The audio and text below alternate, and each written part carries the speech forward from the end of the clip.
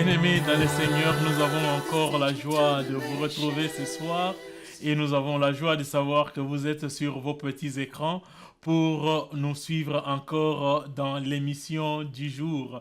Que Dieu vous bénisse et cette joie abonde d'avoir encore le pasteur Éric Impion. Merci. Qui s'est disposé malgré son temps très occupé avec le ministère, la famille, le travail, et nous avons encore le privilège d'être bénis ce soir par son ministère. Amen. Et ce soir, nous allons l'écouter, nous allons prier. Dieu du ciel et de la terre, laisse que ton peuple soit béni et richement béni au travers de ce message que tu as mis dans le cœur de ton serviteur pour nous communiquer. Laisse que ce message soit esprit et vie dans la vie de mon frère, de ma sœur qui me suit en ce jour. Nous avons ici prié au nom de Jésus. Amen. Amen. Pasteur, bonsoir une fois de plus. Bonsoir, je suis content d'être là. Ça a toujours été une joie pour nous de vous avoir. Merci beaucoup. Et nous avons eu beaucoup d'échos de l'émission qui a précédé, que nous avons eu à faire avec vous. Les bien-aimés nous ont écrit sur notre website pour nous dire combien c'était bénéfique et ils nous ont même encouragé de vous avoir encore pour la suite de ces messages. Merci beaucoup, pasteur. Et aujourd'hui, Dieu vous a mis à cœur de nous parler de quoi, papa? Merci encore de m'inviter ce soir. Je suis honoré pour cela. Et ce soir, je voudrais que nous parlions d'un élément. Je crois que la dernière fois, nous avons parlé de connecter à ta destinée, des choses qu'il faut faire, comment connaître sa route avec Dieu. Mais vous savez, il y a une chose entre connaître ce que Dieu dit de toi, mais il y a une autre chose de devenir ce que Dieu dit de toi. Exact. Et j'aimerais qu'à partir de ce moment, que nous puissions comprendre ou étudier ensemble un certain nombre d'éléments qui sont indispensables à tout chrétien ou à tout homme afin d'arriver à sa destinée avec Dieu. Et ce soir, par la grâce de Dieu, j'aimerais que nous parlions de la discipline en fait. De la discipline. Et c'est sur cette note, si je ne m'abuse, où nous nous sommes séparés la fois passée, où nous commencions déjà à aborder parlant de la discipline. Et aujourd'hui, par la grâce de Dieu, avec le pasteur Éric Impion, nous allons approfondir la discipline. Exactement. Pasteur, parlant de la discipline, qu'est-ce que vous sous-entendez? Pasteur, vous savez, la discipline, c'est simplement le fait, connaissant là où vous voulez aller. Parce que nous avions dit que la destinée, c'est le but pour lequel Dieu vous a envoyé sur la terre. C'est la direction que votre vie doit prendre par rapport à la volonté de Dieu sur votre existence. Et connaissant maintenant là où vous devez aller, il y a un certain nombre de règles que vous devez vous imposer afin d'être plus ou moins rassuré. Quand je dis plus ou moins, parce que la discipline, ce n'est pas la seule chose à faire, plus ou moins rassuré que à cette allure, j'arriverai à destination. Good. Et la discipline, c'est en fait le fait de faire ce qui doit être fait afin d'arriver à destination, au lieu de faire simplement ce qu'on veut faire. J'ai écouté le message qui a précédé. Oui. Nous avons parlé de comment découvrir sa destinée. J'ai découvert ma destinée. Exactement. Okay? Maintenant, pour que je puisse accomplir ma destinée, l'élément numéro 1 dont nous parlons aujourd'hui, c'est la discipline. La discipline. Donc, je dois m'imposer une discipline. Exactement. Comme je dis, pasteur, la discipline, c'est la raison entre ce qui doit être fait, entre ce qui est correct à faire et ce que l'on veut faire. Parce que, vous savez, la Bible dit dans 1 Corinthiens 10, d'abord dans 1 Corinthiens 9, verset 27, j'aimerais qu'on lise ça. L'apôtre Paul pouvait dire « Moi donc, je cours non pas comme à l'aventure, je frappe non pas comme battant l'air, mais je traite durement mon corps et je le tiens assujetti de peur d'être moi-même désapprouvé ou disqualifié, ou de peur d'abandonner pendant le chemin après avoir prêché aux autres. » En fait, excusez-moi, Paul était en train d'expliquer qu'il ne suffisait pas de commencer la route. Il ne suffisait pas de commencer la course, mais il fallait s'imposer des règles, s'imposer une discipline afin d'être sûr d'arriver à destination. Parce que la finalité, il y a un adage qui dit la fin justifie les moyens. Hein. L'essentiel, c'est la fin d'une chose. La Bible dit la fin d'une chose vaut mieux que son commencement. Plusieurs commencent, ils ont connu la destinée avec Dieu, ils savent à quoi Dieu leur a donné, ils savent où est-ce qu'ils doivent aller, mais très peu finissent à la destination parce que un certain nombre de choses n'avaient pas été faites. Donc, j'aimerais que ce soir, que nous puissions parler de la discipline, en fait. C'est comme un athlète qui est en train de courir. Il est sur son track, sur sa piste, en train de courir. Hein. L'essentiel, il sait que l'objectif, c'est d'atteindre la ligne finale. Mais au milieu, il a une déchirure par manque de discipline. Bon, parlons de la course. Vous savez qu'en matière de course, la course n'est pas gagnée le jour de la course. La course est gagnée avant. Il y a un certain nombre de choses à faire. Même dans le domaine sportif, ceux qui travaillent dans ce domaine-là savent qu'on ne vient pas parce qu'on connaît la route, on se lance et on va courir. Non. Il y a toujours un certain nombre de choses à faire. Il y a des choses qu'il faut faire dans le backup, dans le background de la personne. Vous savez, dans la vie, il y a toujours ce front page où tout le monde peut voir, mais il y a aussi ce backup-là que personne ne sait voir. En fait, c'est dans le backup que les champions naissent, que les champions sont construits. Ce n'est pas le front page où tout le monde peut voir. Et ce soir, j'aimerais que nous puissions étudier ensemble certains aspects de la discipline pour que nous sachions comment nous allons arriver à destination. Et parmi les aspects de la discipline, on commence par quel aspect? J'aimerais déjà dire que sans discipline, aucun rendement positif n'est possible. Sans discipline, rien de concret, rien de réussi ne peut aboutir. Et cela s'applique dans tous les domaines de la vie, que ce soit dans le domaine chrétien, dans le domaine du ministère, ou dans le domaine séculier, dans le domaine de l'ingénierie, du chant, du sport, quel que soit le domaine, la discipline est importante et s'applique à tout le monde. Tout celui, quel que soit le domaine, qui veut arriver à quelque chose, qui veut arriver à un rendement positif, qui veut arriver à la grandeur, doit être discipliné. Et la discipline a deux aspects en fait. Et j'aimerais que nous puissions parler de deux aspects. Le premier aspect dans le cadre de la destinée, parce qu'on connaît là où on va, le premier aspect de la discipline, c'est le développement de la grâce qu'on a reçue. Ça, c'est le premier aspect.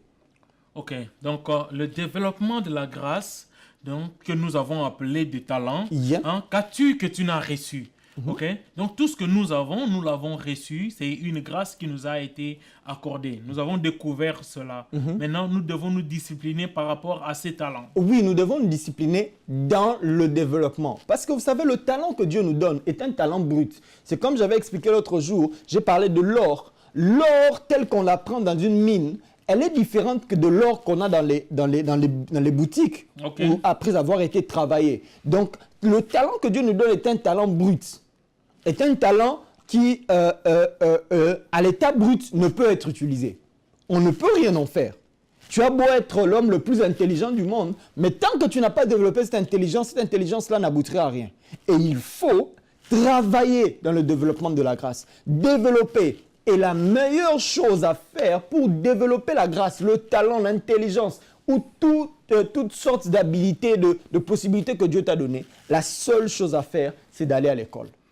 L'école ou une formation. Ici, je ne parle pas d'école simplement comme une bâtisse où nous allons à la faculté de médecine et tout ça, mais je parle de toutes les voies créées ou toutes les voies existantes en vue d'apprendre.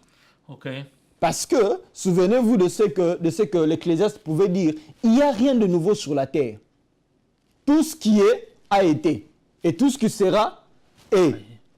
Alors, dans le domaine dans lequel Dieu t'a donné une grâce, sache qu'il y a aussi des gens qui ont été dans ce domaine-là avant toi. C'est pourquoi il est important d'aller dans les écoles, d'aller dans les voies, dans le cadre de ceux qui ont déjà marché sur cette voie-là pour apprendre. Parce qu'on ne devient pas grand en une seule journée. On ne devient pas champion en une seule journée. On devient grand en apprenant avant tout auprès de ceux qui ont été sur cette voie-là Et puis au bout d'un moment, lorsque vous apprenez, votre grâce augmente, votre grâce se développe. Au bout d'un moment, vous arriverez toujours à un moment où, où vous arrêterez d'apprendre et vous serez celui qui va donner. Ok. Et même dans la Bible, vous savez, il y avait dans ce qu'on appelait, dans la Bible, il y avait des écoles de prophètes, où ceux qui avaient été appelés au ministère prophétique dans l'Ancien Testament, ces gens-là allaient dans les écoles de prophètes pour apprendre. Rappelez-vous d'Élisée qui a été au pied d'Élie pour apprendre. Pasteur, dans l'apprentissage, Élisée a été à côté d'Élie pour apprendre.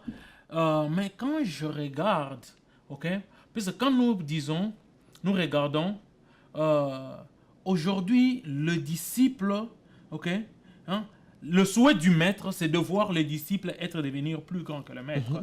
Mais deux fois, nous nous retrouvons avec des enseignants qui ne veulent pas que nous devenions plus grands qu'eux.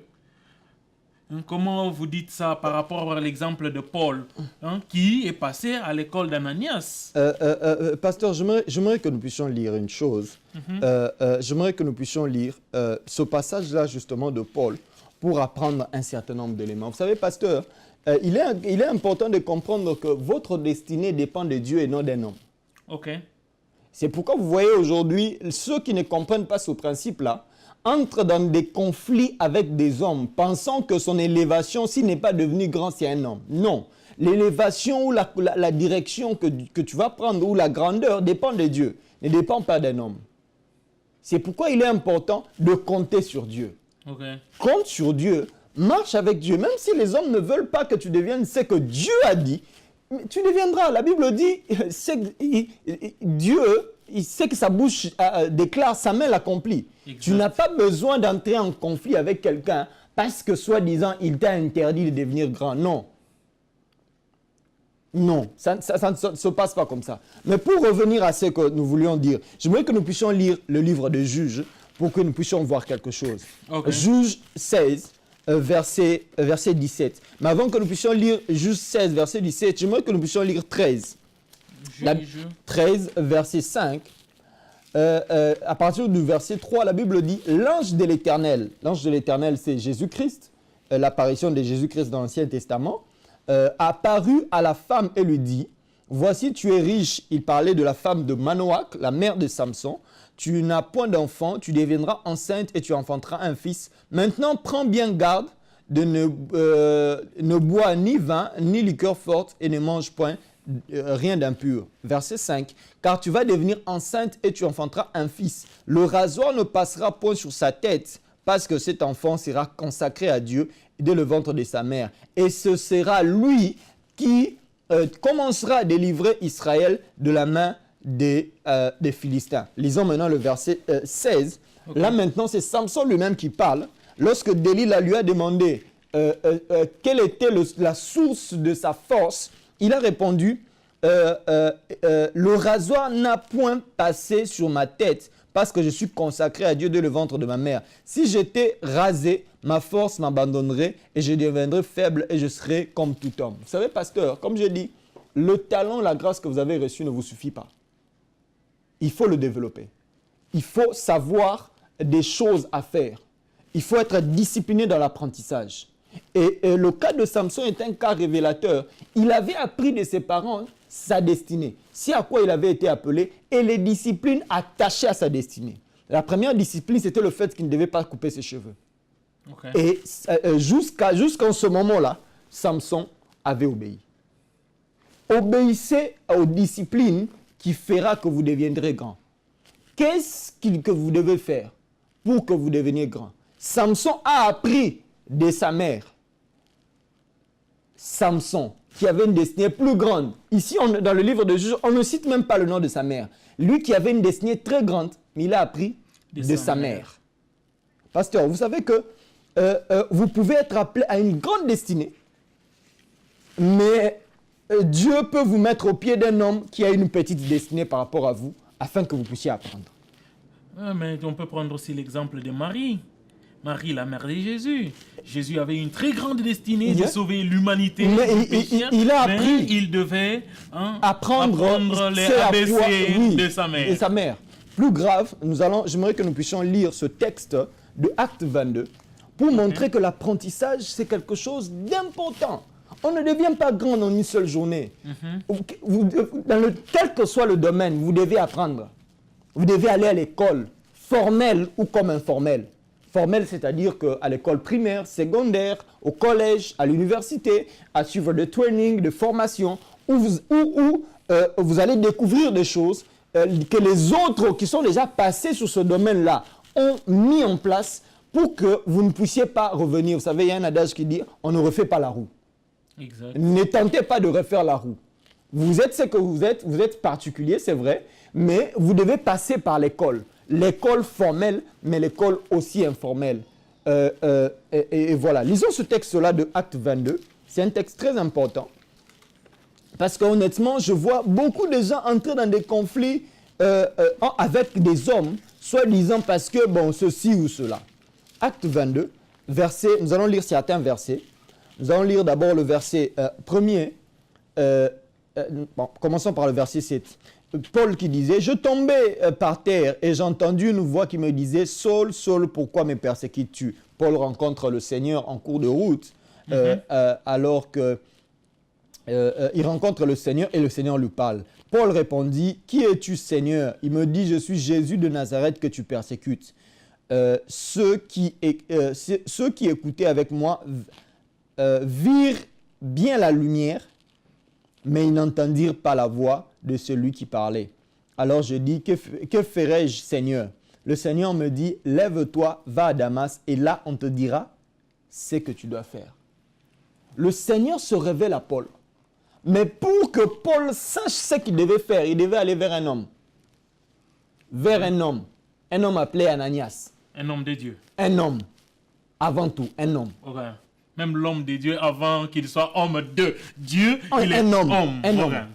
On n'apprend que des hommes. On n'apprend pas des dieux. Pas toujours des dieux. On apprend aussi des hommes. Vous savez, il y a des histoires aujourd'hui, j'entends des gens qui disent « Non, l'onction suffit ». Pasteur, l'onction ne suffit pas.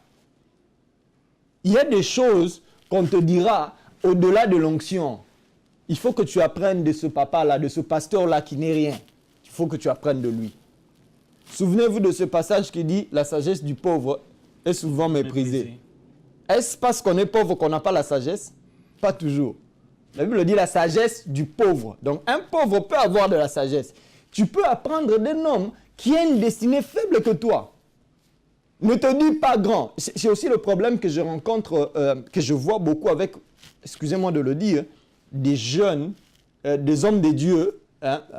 Nous venons un peu qui sommes jeunes, nous venons, j'ai l'onction, j'ai fait des miracles, j'ai fait ceci, et on pense qu'à cause du miracle ou à cause du fait qu'on a l'onction, on ne peut plus obéir aux gens. Non.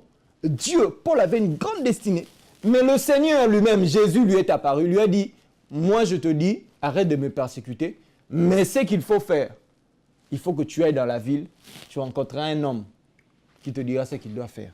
Lisons maintenant le verset 10. La Bible dit, et le Seigneur me dit, va à Damas, et là on te dira tout ce que tu dois faire.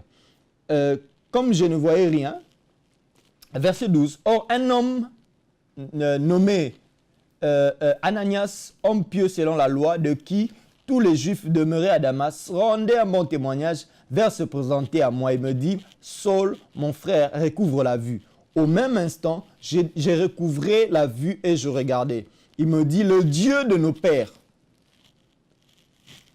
le Dieu de nos pères t'a destiné à connaître sa volonté et à voir le juste juge qui est Jésus-Christ et à entendre les paroles de sa bouche, les paroles venues de Dieu directement.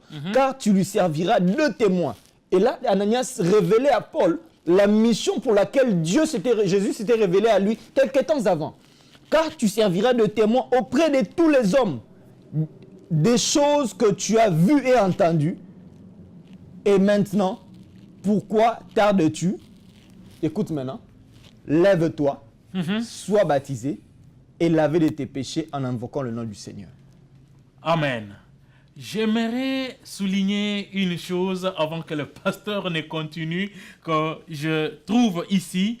Ananias dit à Paul, maintenant. Ce n'est pas une chose pour demain. Non, tout de suite. Maintenant. Ok? Et maintenant que tu m'entends, ok? C'est le moment. Maintenant. Si tu entends ma voix, n'endurcis pas ton cœur. Ok? Il dit ceci. Lave-toi et sois baptisé. Lave-toi de tes péchés. Donc c'est le moment où nous vous présentons Christ comme Seigneur et Sauveur. Yeah. Sans lui, toute la grande mission que Dieu a mise en vous pour que vous puissiez l'accomplir sur la terre sera difficile à être accomplie. Bien-aimé dans le Seigneur, si tu ne connais pas encore Christ ou si tu n'as jamais reçu Christ comme Seigneur et Sauveur, nous vous présentons Christ.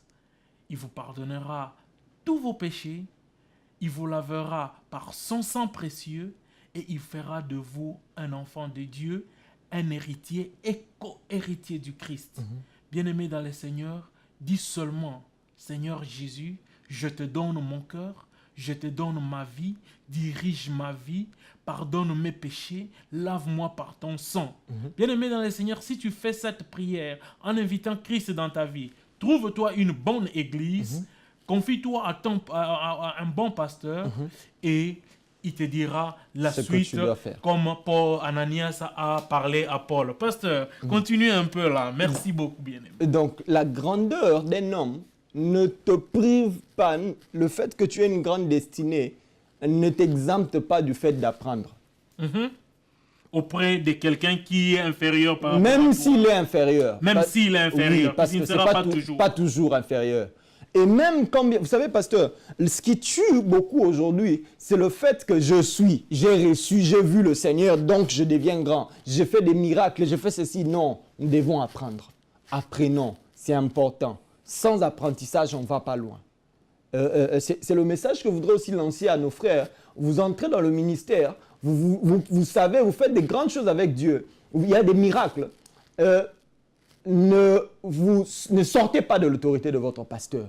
Ne désobéissez pas à votre pasteur. Ne devenez pas rebelle parce que vous faites beaucoup. Parce que vous savez, j'ai déjà vu quelqu'un, parce que son pasteur n'avait pas un bon niveau d'études, lorsqu'il est allé à l'institut biblique et qu'il est revenu avec beaucoup de théologie, il a commencé à contredire son propre pasteur à la chair. Et vous savez, ces choses, ça finit à la rébellion. S'il faut que vous partiez, faites quelque chose. Allez le voir, parlez avec lui, dites-lui, papa, je pense que j'ai suffisamment appris, je pense que je dois partir. Et si c'est un bon père, il vous laissera partir. Ne vous rebellez pas parce que, soi-disant, vous faites plus de miracles que lui. Non. Parce que tout le monde n'a pas été appelé forcément à un ministère puissant des miracles. Donc la première chose pour développer la grâce, première chose, c'est l'apprentissage sous toutes ses formes. L'apprentissage formel tout comme informel, mais aussi dans l'apprentissage, il y a cet aspect de l'exercice, du training, où on apprend en travaillant.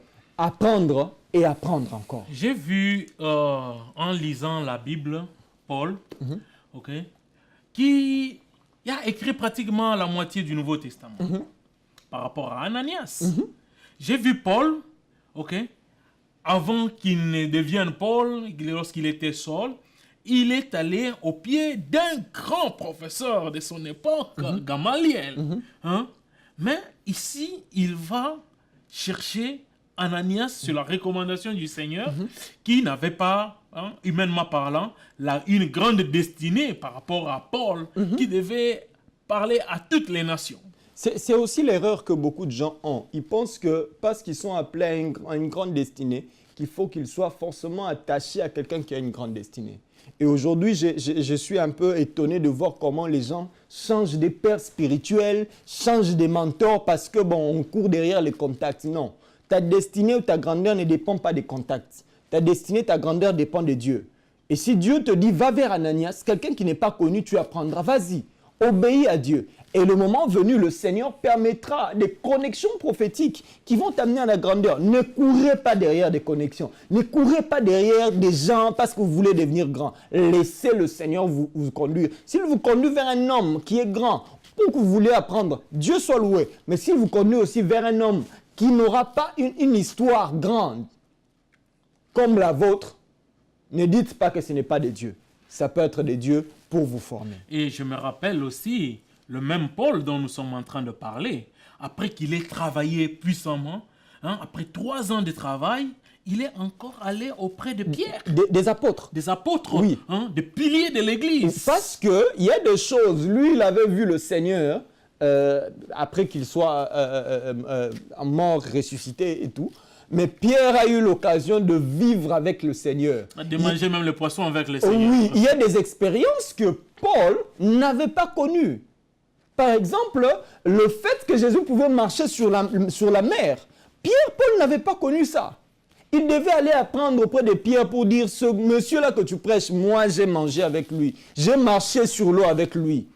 Il y a des choses, quel que soit le niveau de révélation que tu recevras dans la prière, dans la parole de Dieu, il y a des choses que tu n'apprendras que des aînés qui sont passés avant toi. Amen, amen. Bien-aimés dans le Seigneur, vous comprendrez que ici nous sommes en train de parler de la discipline et la discipline dans le secteur d'apprendre. Tu peux apprendre à l'école, Paul a appris au pied de Gamaliel. Mais non seulement au pied de Gamaliel, il y a aussi des gens qui vous ont précédé, qui nous ont précédés dans le domaine où nous sommes en train de travailler. Ça peut être dans le domaine informatique. Je suis un informaticien, j'apprends des autres informaticiens qui m'ont précédé en faisant le code avant moi. Si c'est dans le domaine spirituel, je suis un homme de Dieu, j'apprends des hommes de Dieu qui m'ont précédé dans ce travail. Comme le pasteur Eric vient de le dire, on ne réinvente pas la roue. Donc, nous n'allons pas apprendre à réinventer la roue, mais nous allons apprendre auprès des gens qui ont déjà roulé. Et c'est d'ailleurs pourquoi la notion du père spirituel est importante. Ouais. De qui es-tu père, de qui es-tu fils. La notion de mentor est importante. Je ne parle pas de mentor qu'on se fabrique, je parle des choses, des connexions divines. Des gens qui peuvent commencer à te dire, tu as déjà appris à ce niveau. Bon, le temps nous manquerait de parler des dimensions de l'apprentissage. Mais il est important d'être discipliné dans l'apprentissage. Vous savez, lorsqu'on apprend, cela n'est pas toujours facile. On apprend aussi vous savez, Dieu peut vous amener auprès d'un homme simplement pour briser votre caractère. Il est très dur avec vous. Votre passage auprès de lui, vous avez l'impression qu'il n'est qu'en train de vous faire du mal. En fait, il travaille. Lorsqu'on apprend, il n'y a pas que toujours les bonnes choses. Il y a aussi des mauvaises choses. On subit, on ressent des mauvais sentiments. On vit comme sous les injustices, mais on apprend. Laissez Dieu vous apprendre. Et lorsque vous apprenez, ne sortez pas de l'apprentissage. Restez là. Soyez disciplinés. Acceptez l'instruction de Dieu. L'instruction de Dieu aussi par les hommes. Et Dieu ne manquera pas de vous bénir. Gloire soit rendue à notre Dieu. Vous savez, nous ne voulons pas aller au-delà de trentaine de minutes. Et pour cette vidéo, bien-aimée dans le Seigneur, nous tendons vers la fin de cette émission. Que Dieu vous bénisse davantage de nous avoir écoutés. Nous aurons le pasteur Eric plusieurs fois. Nous allons écouter le message que Dieu veut nous communiquer au travers de lui. Mais nous voulons dire ceci, bien-aimés dans le Seigneur.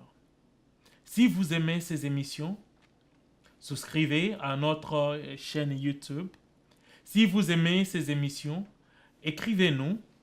Et si vous avez besoin de la prière, allez sur notre website qui s'affiche au bas de l'écran et envoyez votre sujet de prière. Nous allons sur une montagne qu'il y a ici à Dallas où nous allons recommander tout ce sujet de prière auprès de notre Dieu pour qu'il puisse répondre à vos besoins ou vous accorder une délivrance dans le domaine dont vous avez besoin.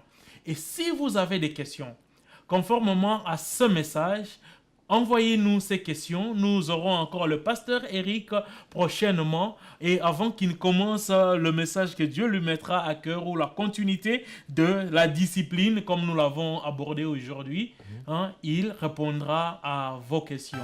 Merci beaucoup. Que Dieu vous bénisse.